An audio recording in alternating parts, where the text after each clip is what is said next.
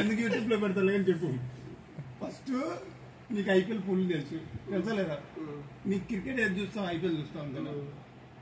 IPL లో ఎవరెవరు ఆడతారు? ఫస్ట్ క్వశ్చన్, ఏ దేశం వాళ్ళు ఆడతారో? మన దేశం మన స్టేట్ వాళ్ళు ఆడతారన్నా. మన స్టేట్ వాళ్ళు అంటే ఆంధ్రప్రదేశ్ వాళ్ళు మాత్రమే.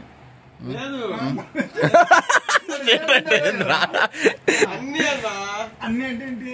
కోల్కతా, చెన్నై, అన్ని స్టేట్స్ ఆడతారు. సరే, ఇప్పుడు వేరే దేశం వాళ్ళు ఆడరు ఐపీఎల్ లో. మరి మ్యాక్స్ వీళ్ళంతా ఎవరు?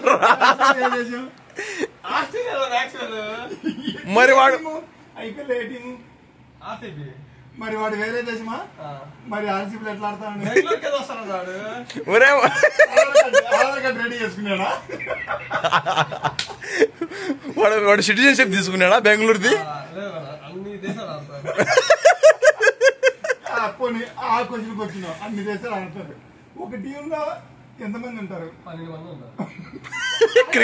క్రికెట్ లో 11 మంది కదా.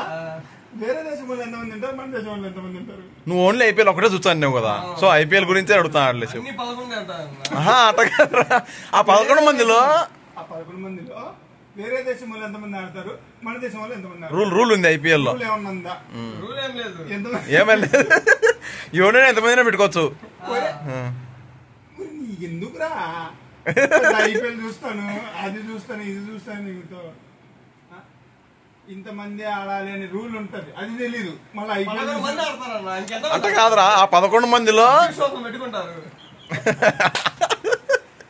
సబ్స్టిట్యూట్ ఎందుకురా?